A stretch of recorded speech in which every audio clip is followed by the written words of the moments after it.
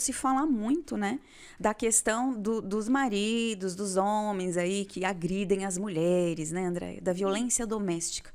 Então, por favor, discorre um pouquinho pra gente sobre essas principais pautas que você defende, que você atua. Bom, vamos começar então pela violência doméstica, né? Como eu sou uma conservadora cristã, eu já ouvi dizer que violência doméstica não é pauta da direita, o que é um erro muito grande. Sim.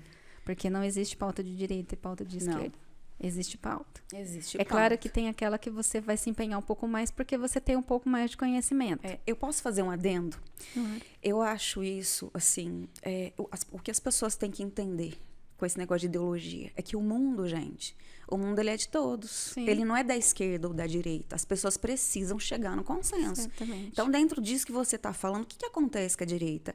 A direita, muitas pessoas, né, muita gente da direita, ela nega muita realidade. Não, ela nega a existência de muitas coisas. Muitas coisas. Aí a esquerda vai lá e faz o quê? Se apropria. E toma posse. Exato.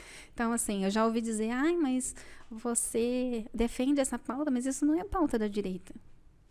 Eu falo, o que define uma pauta de direita? O que define uma pauta de esquerda?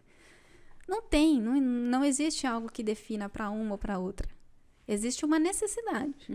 E quando a gente fala de violência doméstica, a gente não está falando de violência doméstica somente do homem agredir a mulher.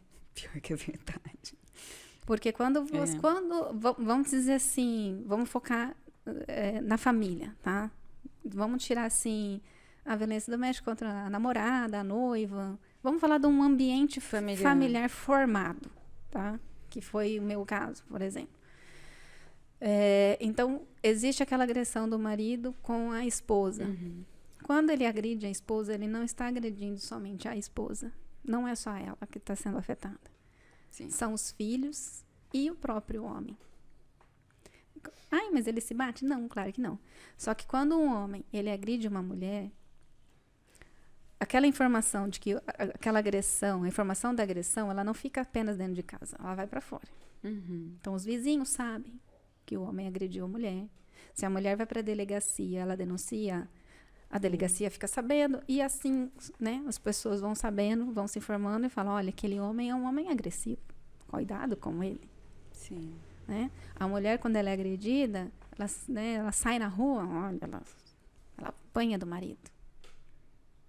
Quando a criança vai para a escola, os colegas não sabem que ela está sofrendo uma agressão psicológica. Então, aquela criança ela vai para a escola, os colegas não sabem o porquê ela está triste, o porquê ela está depressiva. A criança ela não sabe tratar isso, porque ela é uma criança. Sim. Mas aquela criança, ela está sofrendo consequências psicológicas muito graves, que ela leva para o ambiente escolar.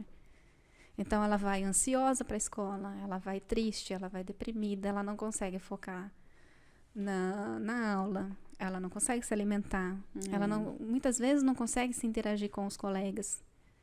Porque eu sofri num lar com violência doméstica. E quando eu ia para a escola, eu não conseguia me focar. Por quê? Poxa, será que está acontecendo alguma coisa em casa? Onde será que está meu pai? Onde será que está minha mãe? Ficava tensa. Será que minha mãe está triste? Será que o meu pai está trabalhando? Se eu voltar para casa, essa hora que eu voltar, como é que vai estar a minha casa? Será que um dia meu pai vai me agredir? Sabe? Então, você fica tensa, você fica uma criança nervosa. E você passa aquilo pro seu desenvolvimento. Seu rendimento escolar, ele cai muito. Sim. E na minha época, os professores não sabiam lidar com isso, porque não era algo que se tratava como política pública.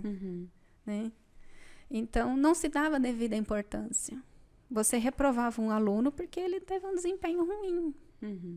Para o professor daquela época, o seu desempenho ruim é porque você não sabe, você não aprendeu.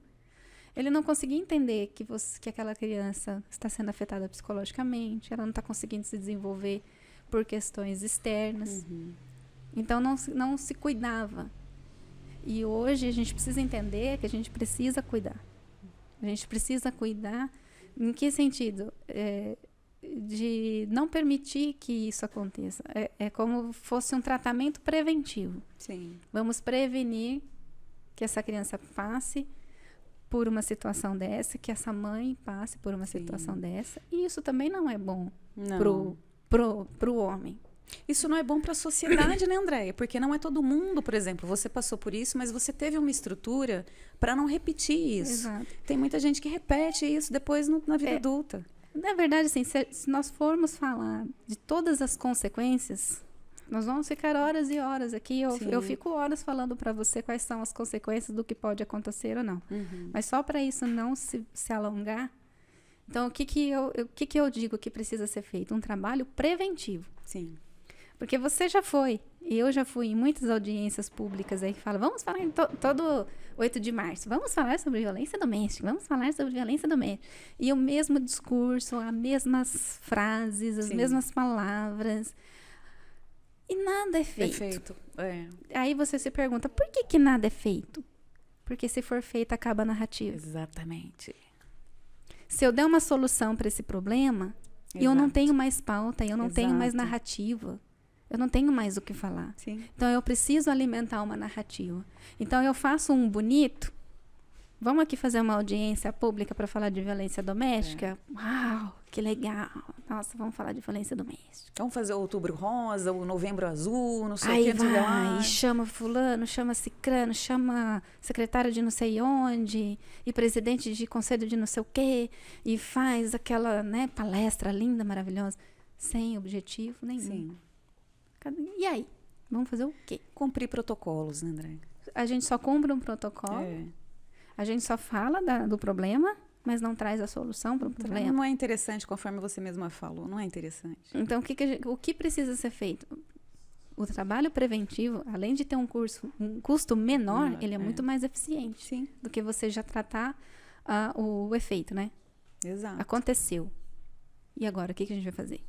Tem que chamar uma viatura, tem que levar a pessoa presa, e aí o homem vai preso, fica sem trabalhar, a mulher não tem condições psicológicas de trabalhar, a criança já sofreu consequências psicológicas, ou seja, você tem muito mais coisa para tratar do que se você tivesse prevenido que isso acontecesse.